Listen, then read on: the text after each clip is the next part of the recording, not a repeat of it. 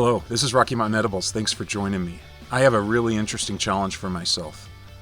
I am in a part of the high desert that I've never been to before. In fact, I haven't even been within about 75 miles of here.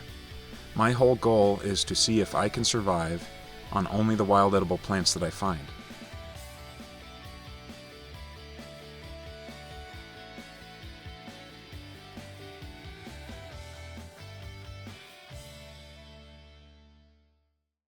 Well, I managed to survive the night. Actually, this is a pretty comfortable bed. One of the drawbacks to it is that when you shift around in your sleep, some of the material that's on top of you begins to slide off to the side, and then you get cold spots. So you constantly have to adjust through the night. But it was really comfortable. Now I need to go off and search for some plants. I've got the bed taken care of, and now I'm just really needing to find something to eat. Some of you might be wondering if I had any visitors in the night.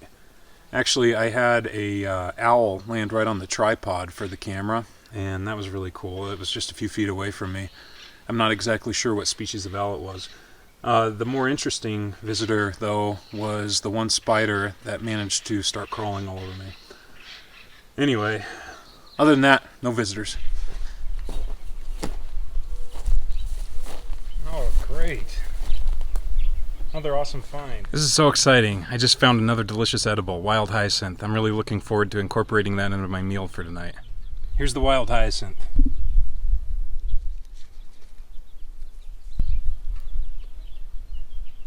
All parts are edible, including the flowers. The flowers really have a wonderful, wonderful flavor to them. And then, of course, the main thing is the edible bulb. This is absolutely delicious. Obviously you need to remove the outer coating, and it's best actually to roast it in a fire. I have found that that's the best way to prepare wild hyacinth, is roast it in a fire over the coals. So that's what I'm going to do tonight. I'm going to dig up a few more of these and head out and look for some other plants.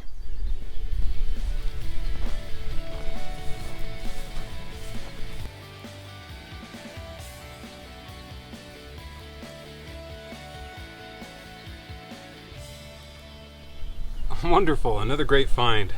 I just found a biscuit root. I'm going to look around and see if I can find some more. If there's quite a few of these, I'm going to harvest some for the meal tonight. There were a number of these biscuit root in the area, so I decided to dig up just a few. You'll notice that their size is not very big, at least as compared to the spring parsley.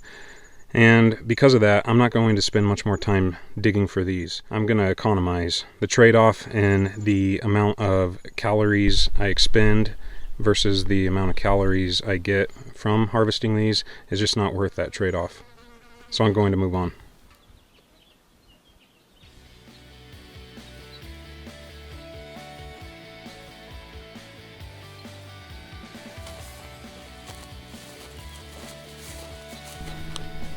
I just found an amazing edible plant.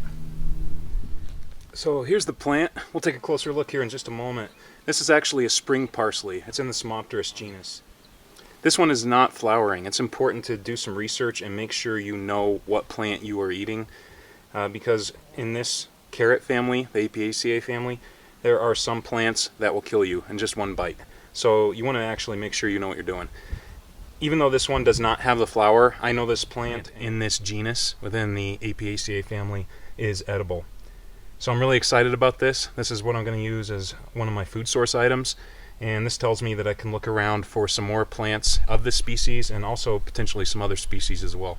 This is one of my favorite plants to eat. It is absolutely delicious, and I'm looking forward to enjoying that tonight.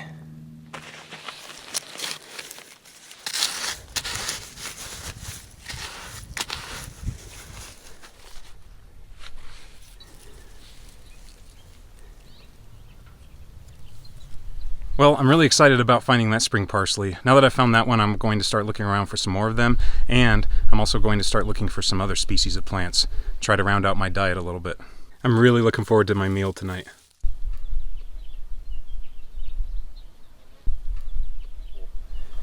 What you're looking for is the really soft, almost paper-like inner bark of the dead cottonwood.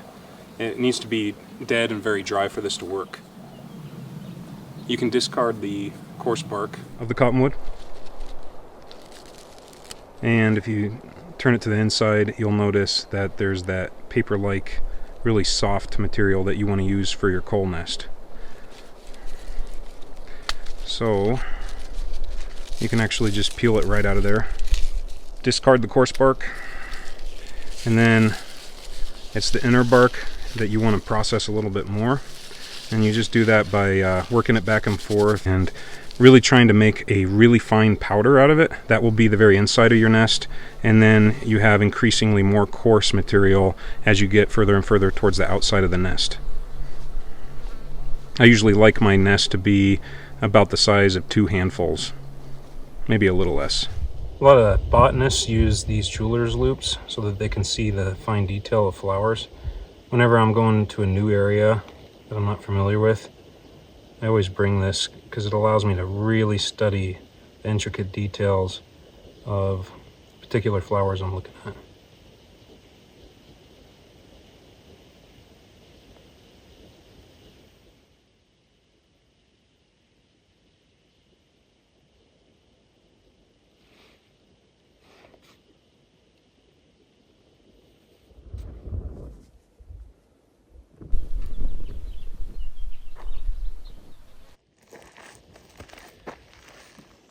The agave hearts have been roasting for about 24 hours. I'm getting ready to dig into the pit here.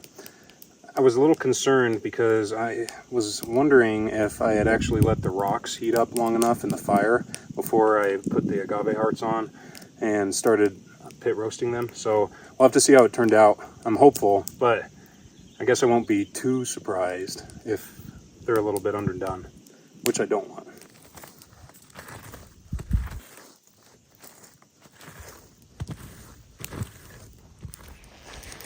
All right, let's take a look. I haven't seen the inside yet, so I'm not sure what to expect. Hopefully, agave hearts that are finished. Oh, yeah, it looks like they're finished. Oh, wow. Awesome. Oh, it smells really good, too.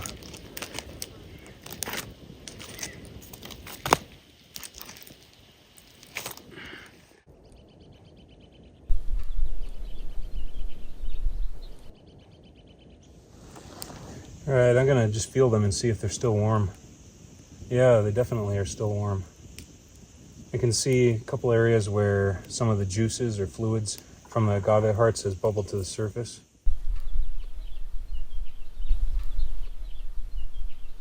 I'm gonna remove these from the pit and take them over to the fire where I'm going to be cooking some other wild edibles I harvested.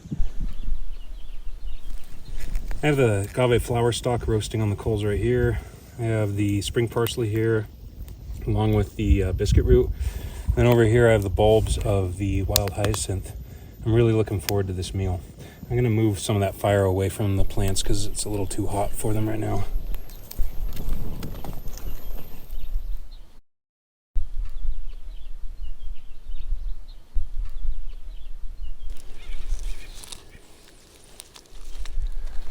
I have my multi-purpose piece of bark here that was used in the pit roasting. I'm going to use it as my plate.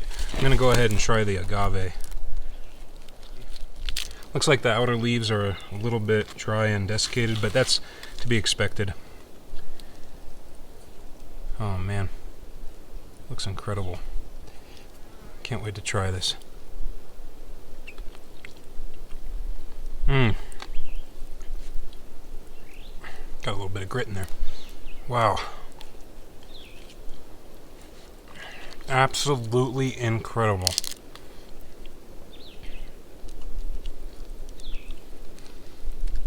It's better pit roasting than doing it in the oven at home, for sure. Definitely one of my favorite wild edibles. This is so exciting. Wish you were here.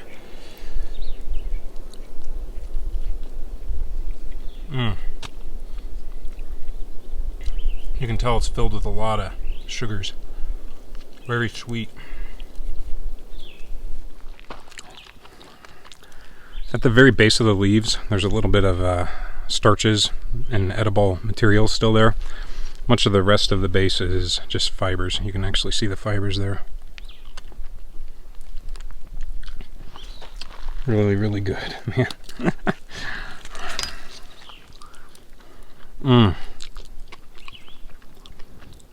Exceptional.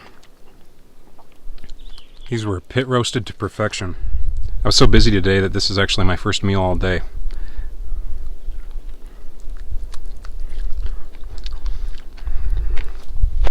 With the base of these leaves, what I find is that there's a layer of fibers on the outer part of the leaf, a layer of fibers on the inner part of the leaf, and then right in between is the delicious edible part. You just kind of have to pinch that out with your teeth. Definitely an amazing feast.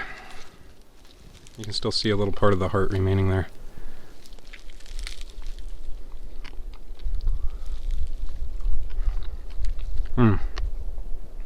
Maybe like a sweet potato. It's about as close as I can get. Way better than a sweet potato though. So I'll pull out one of the agave hearts here so you can see it up close.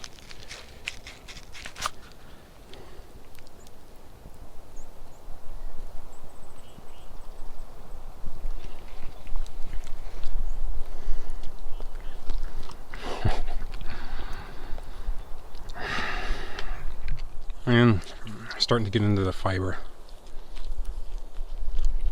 And that fiber is indigestible and unchewable.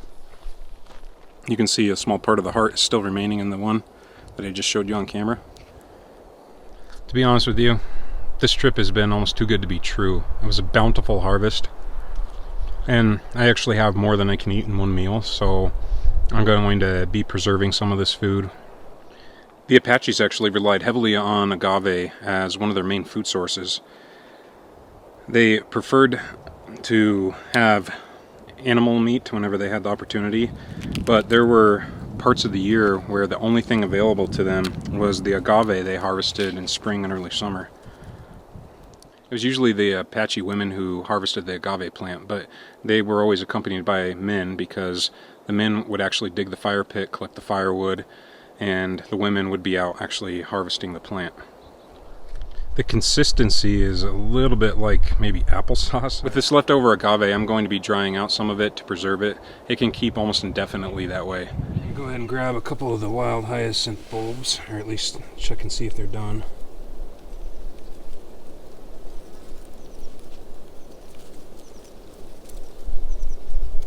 These are pretty hot. I'm going to let them cool a little bit. There are some wild edibles that you can enjoy raw, and they taste really good that way. Then there are some that you really need to cook. You don't want to eat them in their raw form for a variety of reasons. I vastly prefer the opportunity of roasting them in a campfire over any other method of preparation, and also as compared to eating them raw. There's nothing like roasting them over a campfire. Oh yeah.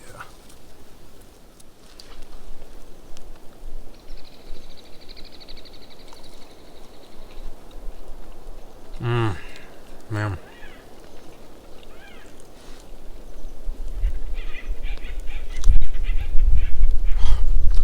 Absolutely incredible.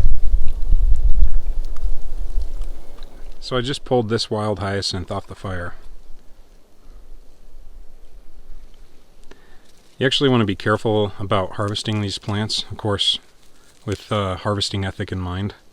But you also want to make sure that you harvest these in the flowering stage, because they actually do look similar to death camas, and the bulb is very similar to death camas.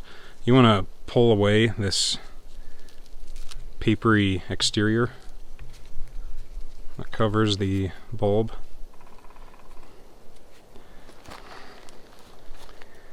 Of all the ways to enjoy wild edibles, I prefer roasting the most.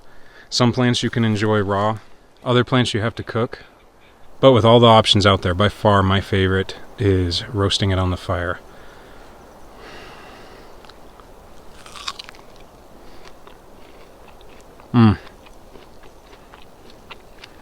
Absolutely delicious. With the spring parsley, you want to make sure to remove this outer skin. It's very fibrous and bitter. You don't want to be eating that. You also notice there's some ash remaining from the fire there. That's not going to hurt anything.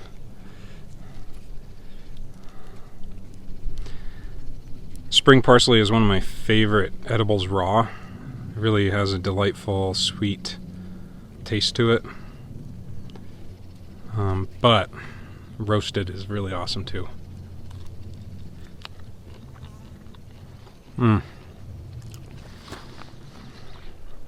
Gotta get some more. Okay. I'm not quite done peeling it, but I can't wait. Man.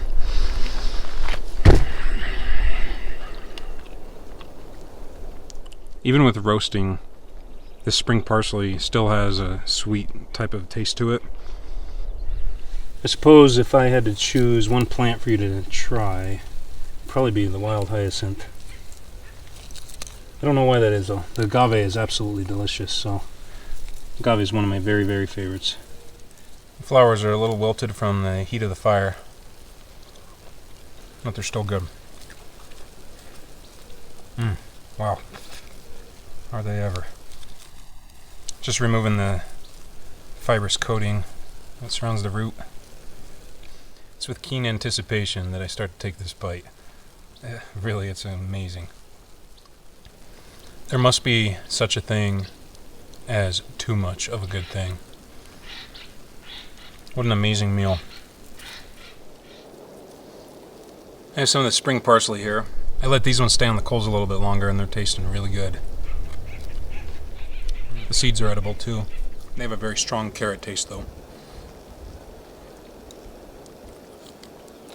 That isn't a bad thing, of course. You know, it's an amazing opportunity to be able to enjoy nature like this. I really appreciate what nature provides, and I'm also really grateful for my knowledge that allows me to really connect on a really rich and deep level with nature. Hopefully you found the information in this video useful or at least entertaining. Please always remember harvesting ethic. I only harvested this amount of plants because I saw an abundance in this area. Oh man. This is Rocky Mountain Edibles. Thanks for joining me. Please like the video and subscribe to the channel. I'll be releasing a lot of great information in the future. In the meantime, I'm going to finish up here. I still have a lot of eating to do.